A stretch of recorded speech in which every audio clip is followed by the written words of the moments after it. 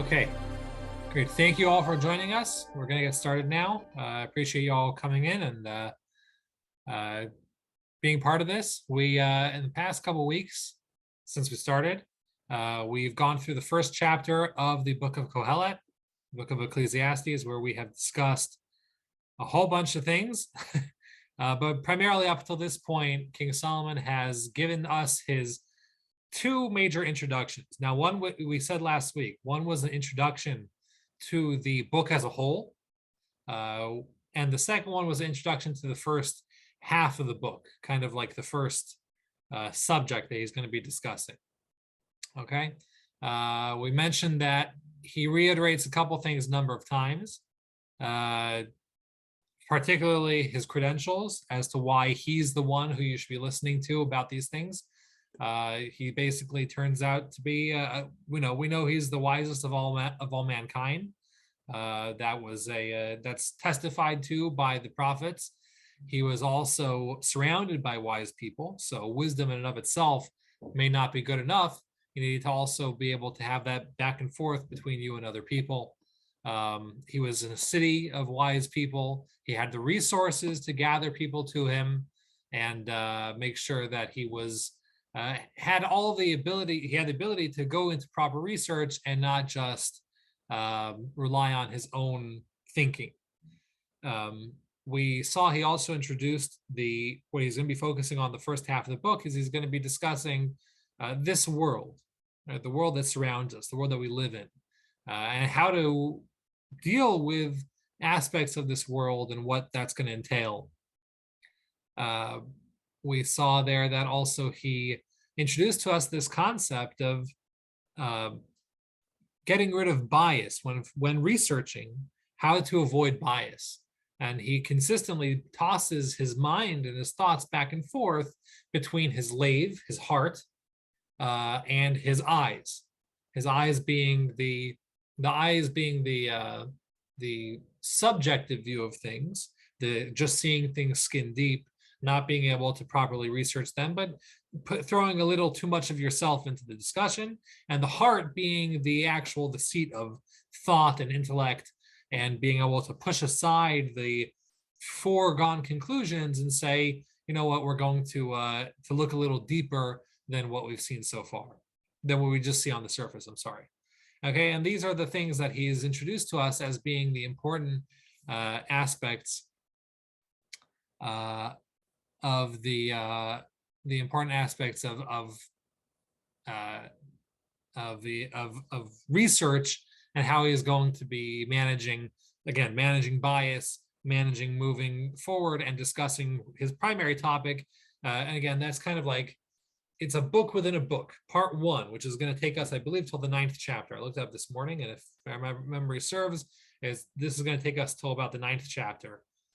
Is he's going to be discussing how to deal with this world, and that itself is going to be broken down into kind of sub chapters. A quick reminder: the chapters that we have in our holy books were not natural to the books themselves. When the prophets or whoever wrote each individual book of the Tanakh, they did not put chapters in. Right? What they did was they put little breaks in the text. We discussed this in the past weeks. The actual chapter breakup that we have and we use comes from the Christian sources. They created the system. It's not perfect, but it does a good enough job, and it makes our lives a lot easier, so we kind of stuck to it. It's not really, if we were to go and revamp it, we would probably make a number of interesting differences. Case in point, this week's Torah portion that we're going to be reading in Shul this coming Shabbat starts with the second verse of a chapter. If we were to break it up, we would start the chapter there. But since they broke it up, they didn't look to us for our guidance, and they broke it up a little differently than we would have.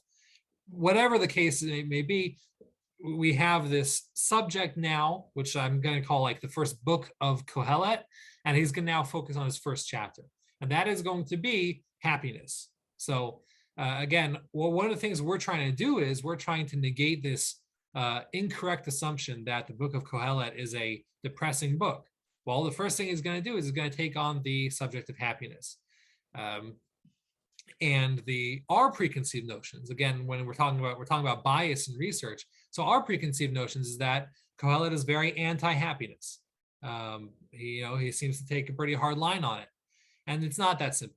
And that's what we're going to see. We're actually going to see that already in the very first verse in a couple minutes. As I mentioned last week, also I introduced this a little bit last week. The concept of happiness has been a matter of discussion in Jewish literature for a long time, and particularly in the past 3 centuries, since the rise of the Hasidic movement in the late 1700s. This has been an ongoing discussion of what role happiness plays in Judaism. If you looked at popular culture, you'd get a very different sense that Judaism is a kind of stuffy, or particularly post-Holocaust, there was a period of time where we were not in a very good position. So what role does happiness play? Now we're going to see the timeless words of King Solomon as opposed to our modern interpretations of it. So without any further ado, I'm going to jump into the screen share, and we can all get a look at the words of Kohelet himself. Just a quick reminder, the way we do it in this class is we tend to, I do only provide you with the Hebrew. I do not provide you with the English. That's for the main reason that we are going to go with a very literal translation of the words, as opposed to what you find in a lot of the English translations is you'll find kind of a looser translation. We're trying to focus on the a word for word, what does each word mean? So that's what we're going to be doing over here. I have it blown up as big as I can get it, so I hope that's visible to everyone on the screen. And I will highlight this first verse over here. If there are any technical issues, technical difficulties, if anybody's having a hard time hearing or seeing, please let me know and I'll try to correct it as soon as possible.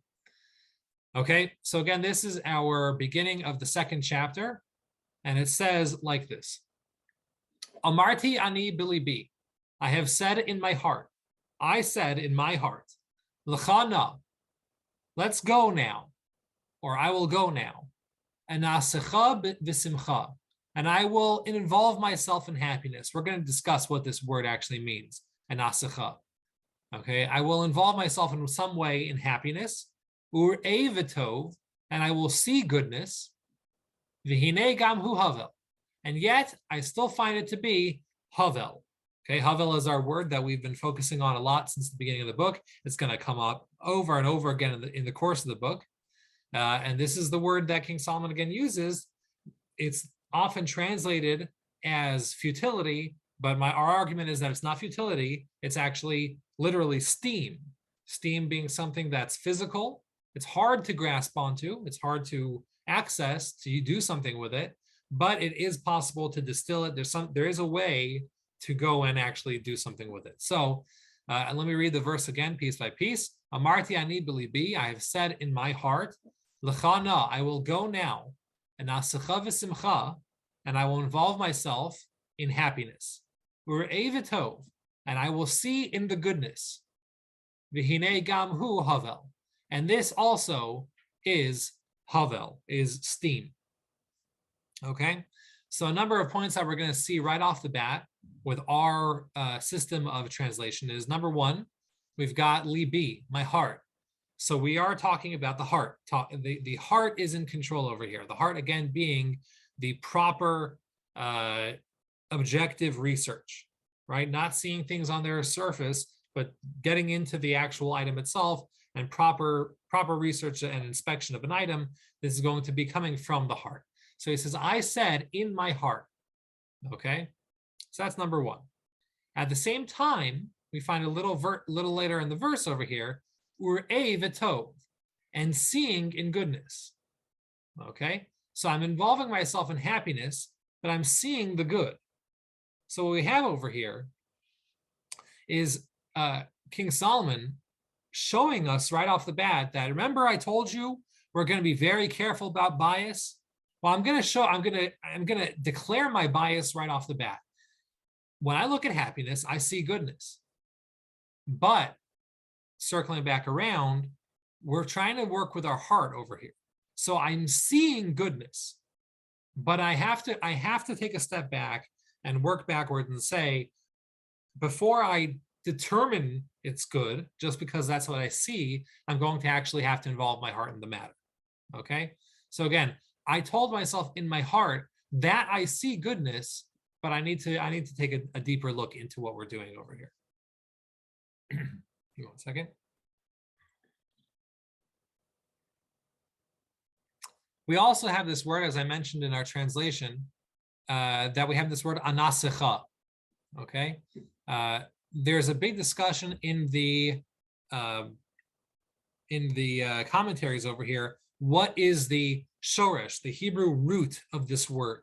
There's, as if you may be aware, Hebrew words are primarily built on 3-letter shorashim, the 3-letter roots. Okay.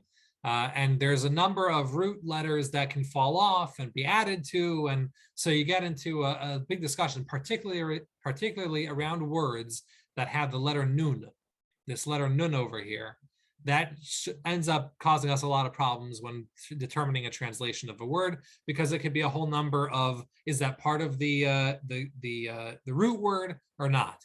And was there another one? The letter nun, by the rules of the Hebrew grammar, is possible to fall off of the shoresh or be added to a shoresh. So in this case, there are different opinions in the commentaries. What is the root of this word?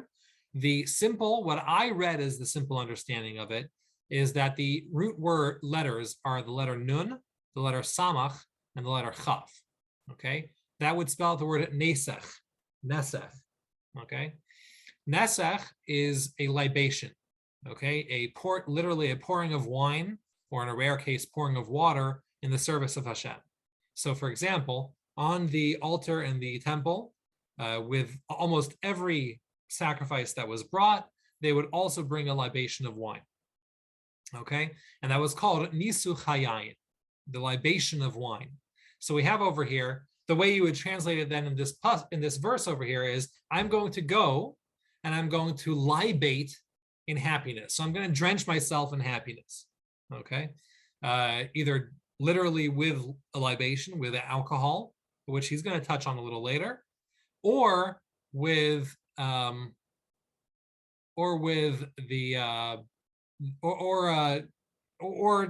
sorry, I got sidetracked there for a second.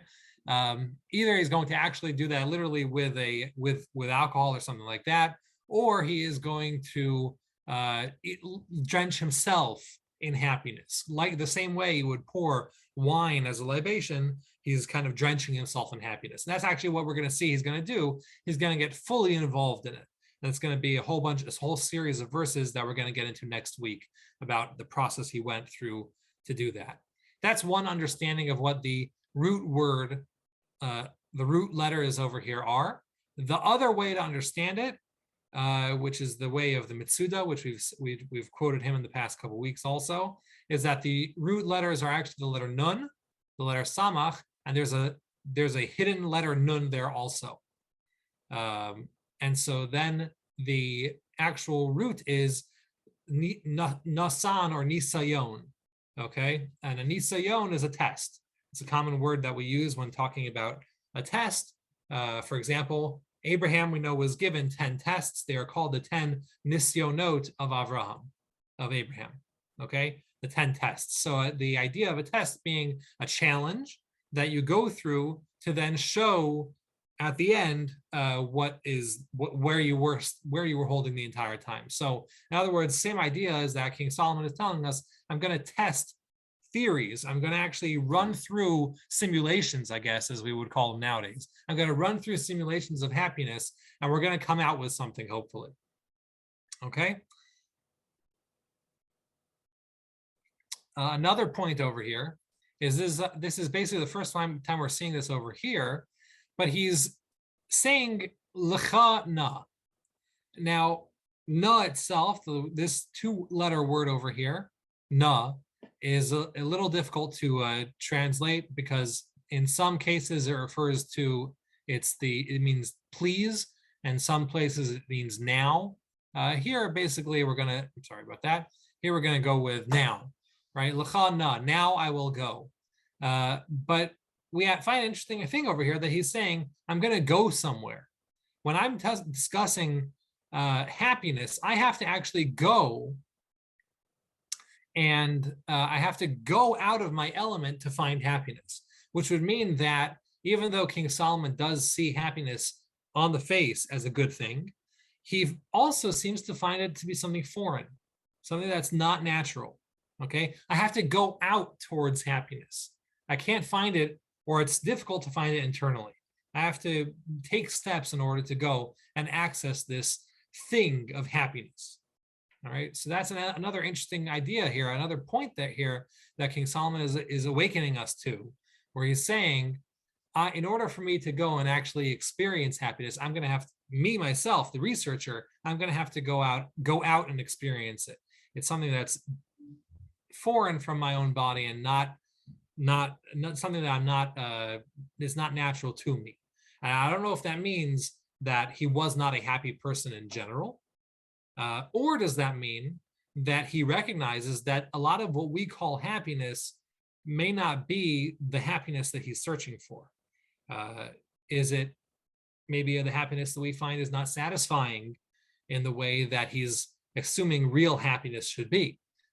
So again, this is something we can't necessarily pinpoint whether King Solomon's telling us that he is not naturally happy and he personally had to go out and find it, or is he saying that happiness as we perceive it, this one that we see as good, is maybe not the real happiness that we're hoping to find?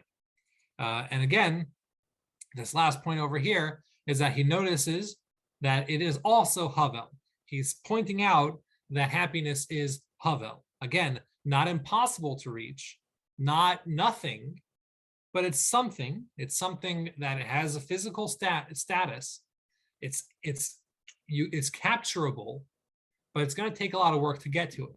So while simcha, while happiness appears good on the outside, again, he has to declare that bias and say that he recognizes that his heart's going to have to go a little deeper into it. He himself is going to have to push himself to recognize it.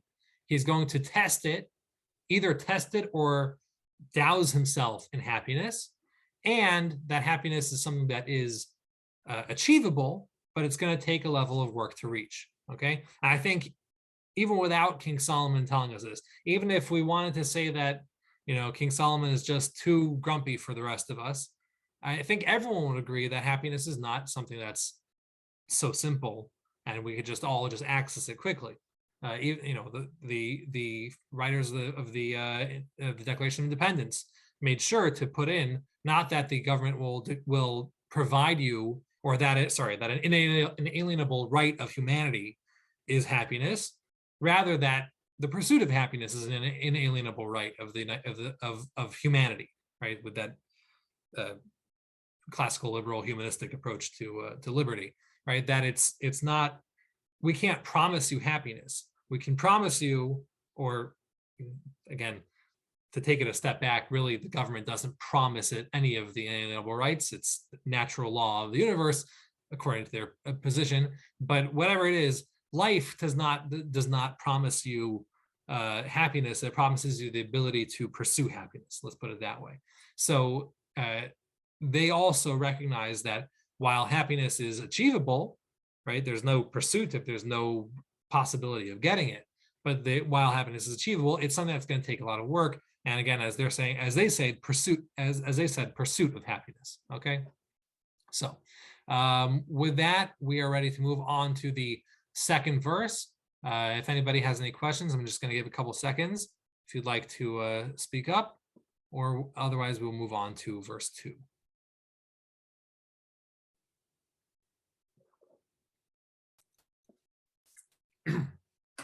Okay. All right, we're going to move on to verse 2, and let me highlight it so it's easier for everyone to see. Okay. All right, verse number 2, we say over here, lischok, to laughter, amarti meholal. I have said meholal. I am not going to translate that yet because it's going to be a whole discussion what that word means. So I have to correct myself, not to happiness, to laughter, I have said meholal. Well, simcha, and to happiness, mazo asa, what does this do? Okay, so again, to laughter, l'schok, to laughter, amarti meholal, I have stated meholal. L'simcha, and for happiness, mazo asa, what does this do? Okay, meholal is going to be another one of these words that can mean either one thing or the exact opposite. We're going to have the same thing in the next verse also, a word that can generally mean either one thing or, again, not actually an exact opposite, but a totally contrary idea. We mentioned this in the last chapter. This root came up also again in the last chapter. We have the word Hallel, right? Hallel, which we read on all of our holidays. It's part of the prayer service that we read on holidays, on Hanukkah, and all throughout the year. On Rosh Chodesh, when we begin the new Jewish month, right? In all those cases, we read the Hallel. Hallel is a series of praises that are taken from Psalms, from Tehillim. So Hallel, in one sense, means to praise. And the other sense, Holilut, means frivolity. Okay? So while those are not actually opposites, I'm correcting myself, they're not opposites, but they are totally different ideas. Right? When we think of praise, we generally think of, solemn praising God, let's say, out of solemnity. And at the same time, we have this idea of holilut, which means frivolity. The idea that I've heard it explained is that when we recite Hallel, the idea of Hallel is that it's supposed to be a praise of God that comes out of such excitement that you even get lightheaded, frivolous, out of your excitement in praising God. That's okay. So that's the connection between those two words. But simply put, there are two different expressions that we're trying to bring across with the word Hallel. In this case, we have the translation of this word becoming very difficult. We have two very different ideas coming out of depending on how you translate the word. We have, again, l'schok, when it comes to not happiness again. When it comes to laughter, I have said it is praiseworthy, or as he's saying, to laughter, I have said it is frivolous.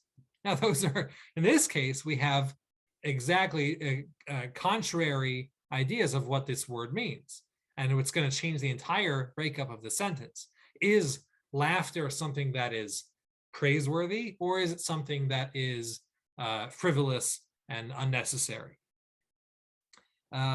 What's interesting is the rabbis, the Chazal, the sages of the old days, have actually combined the two explanations of this word to bring us one unique understanding of laughter, which is that laughter is something that it's both happy, it's both praiseworthy, but in order to truly experience laughter, there has to be contrast. There has to be sadness. There has to be some sort of contrast, something outweighing. True humor, in that sense, comes from not just recognizing things around you are funny, but I mean, humor itself is something that comes out of contrast. The simplest example of it is you take slapstick humor.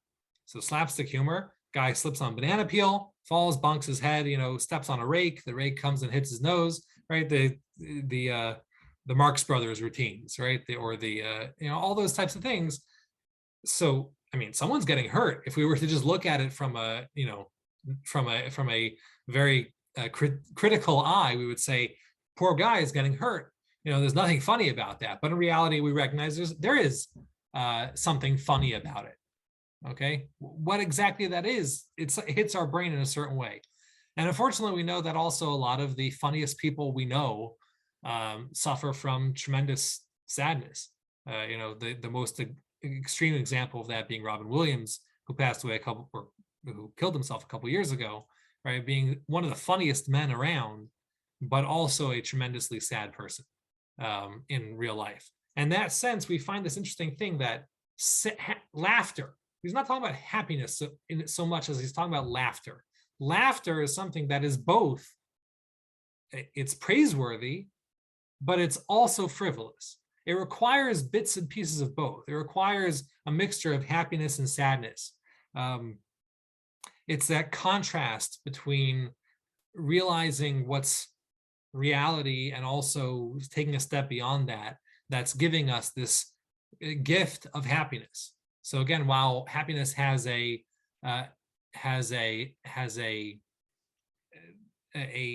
good aspect to it, we have to also recognize where it comes from, and that it's through the contrast that we get to it. I just find that interesting that King Solomon himself, this is again thousands of years ago, he's recognizing this and saying that happiness and laughter, humor is this kind of hybrid emotion between happiness and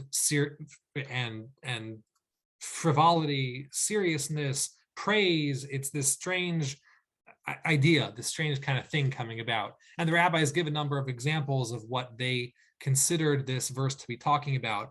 People who at the height of their careers, bad guys, let's say, who at the height of their careers were also taken down. Or actually, we have a number of cases of good people. It says that one of the cases that the rabbis bring is a woman by the name of Elisheva. So this is the wife of Aharon HaKohen, the wife of Aaron, the high priest, brother of Moses, who on one day, her brother-in-law is the leader of the Jewish people. Her husband is anointed as the high priest. Her sons are anointed as priests.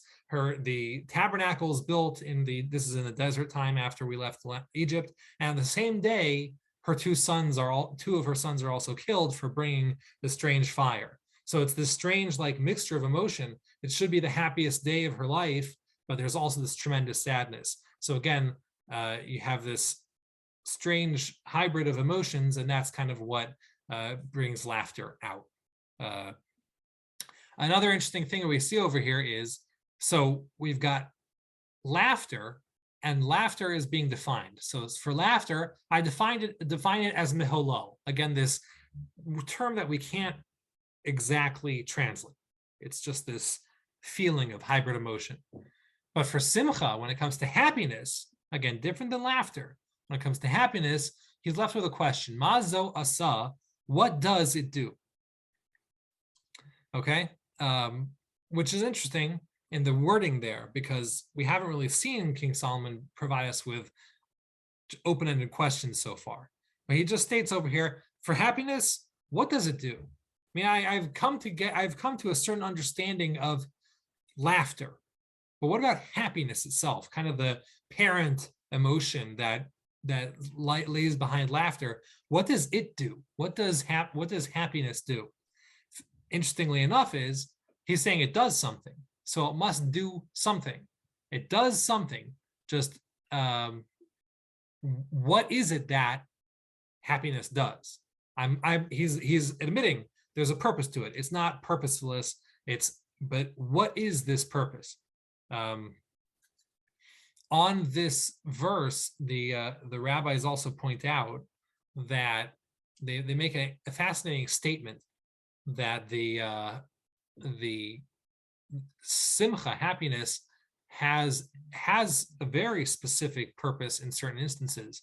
It says that a prophet never quite reaches the level of prophecy through any other emotion besides for happiness. Now, how that exactly works out with every case of prophecy in the Tanakh would be a study in and of itself. But they say that a prophet does not achieve prophecy through sadness, doesn't achieve it through frivolity, does not achieve it through any other number of emotions that you could pick out. It's just through happiness, and specifically happiness that's done through a mitzvah, through following a commandment of Hashem. Okay, so they do state this, that there is one purpose that they determined already, and we're going to see that come out through the text anyway, that the happiness, the joy that a person gets from doing a mitzvah, from doing commandment, is a happiness which can lead a person to prophecy, as opposed to any other emotion. No other emotion that has the ability to do that.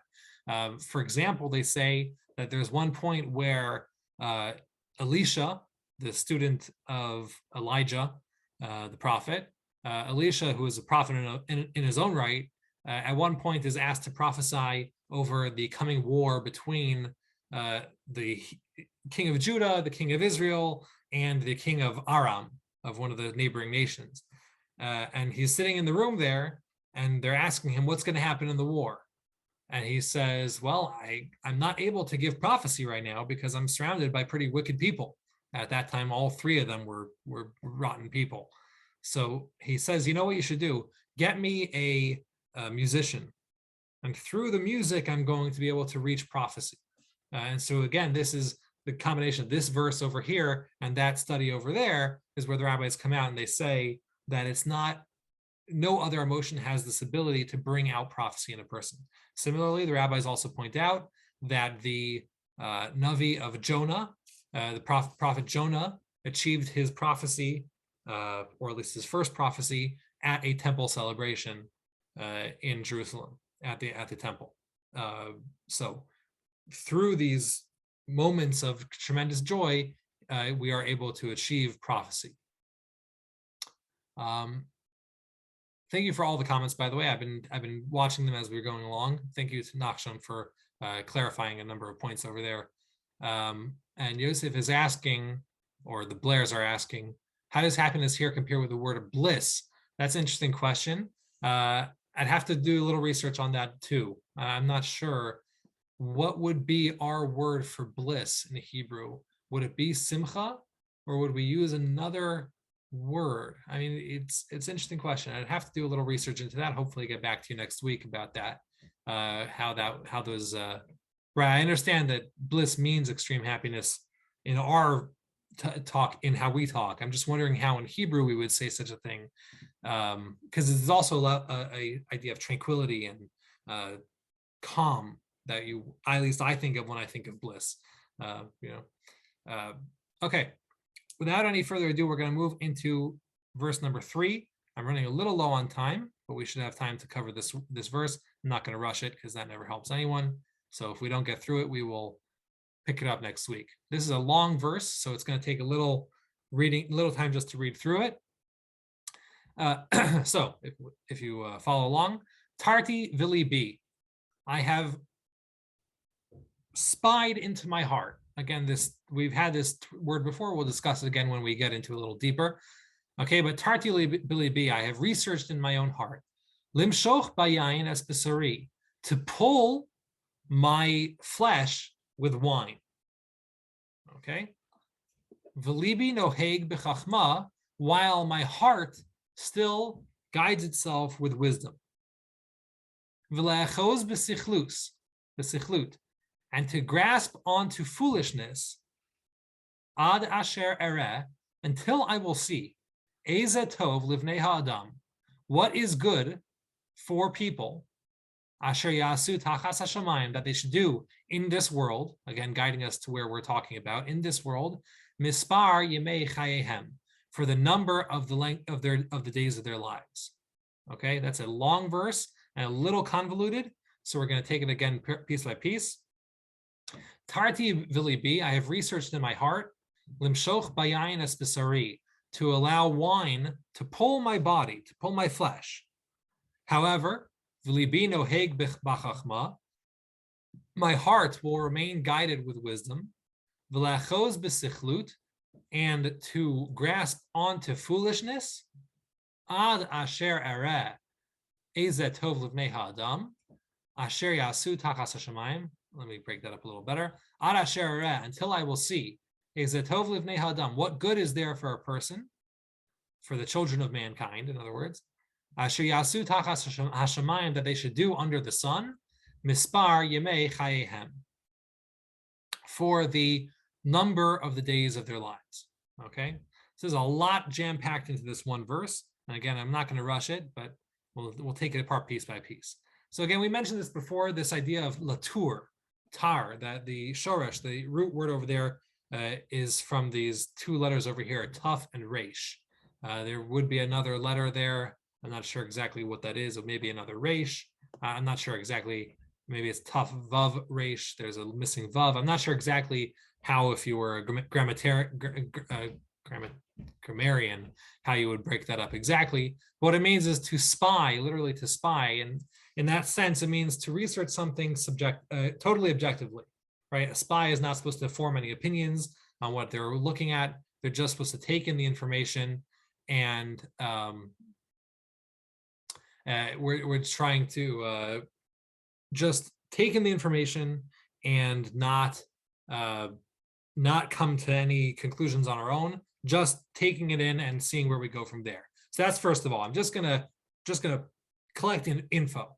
All right. How am I gonna do this? Well, I'm gonna take a deep dive. Actually, what's he gonna do? He's gonna go and get involved. He's gonna literally pull his body using wine, pull his flesh using wine, meaning to allow himself to, as we said before, he's going to douse himself in happiness. Okay, he's going to totally get involved in it. In this case, he's pointing out that he's going to use chemicals to do this. What they had was wine. They didn't really have much else. I mean, the people are always trying to figure out if archaeologists and whatnot are always trying to figure out if they understood exactly the chemical abilities of cannabis at that time. They definitely had tons of it. They used it for making canvas, hence the word cannabis and cannabis are related. But whatever it is, the chemicals that he's talking about is wine. So he's going to use wine to literally get himself involved in happiness. But the whole time, and you got to be a wise man to do this, is libi noheg b'chachma. He's going to let his heart continue to be guided with wisdom, right? They are important. That's an important piece. He's not just going to let himself get totally involved in it. He has to also keep himself guided with wisdom. And again, you got to be a powerful person to be able to do that. But then again, he's going to point out the whole time, lechos b'sichlut. He's also going to embrace things that people see as foolishness. Right? We had this last week also. We talked about the idea of embracing ideas that other people, that society just considers to be foolish. And how sometimes when something that society takes as foolish, well, it turns out there's actually wisdom there that people are just ignoring because, it's not in the vogue to consider something wise. But really, in reality, even in the foolishness, there may be something wise hidden away. I remember the case I gave last week. You have to forgive me. I tend to be a bit of an early American history nerd, but the idea of not running a country through a king was a foolish idea for many centuries. We went ahead as a country and we said, let's try it out. Let's see what happens. And thank God, 2.5 centuries later, we're still doing pretty well. Again, not perfect. There's always room for improvement, but we are doing pretty well. So you have an idea which is usually couched as foolishness, but by embracing that foolishness for a moment, again, using our wisdom, we're able to perhaps pull out the pearls that are inside of it that aren't that other people are missing because they just throw it off as foolishness. Okay, moving on piece by piece in this verse over here is he's going to see what good is there for a person, for the children of mankind, of humankind, what they should do with their lives. Interesting idea over here is that he's also informing us that, you usually see somebody who gets himself overly involved in happiness. You see somebody who's, as he puts it out, he's pulling his flesh with wine. He's letting himself get doused in happiness. So our first reaction to that person is, you're right. You're doing research. I'm sure that's some good research you're doing over there.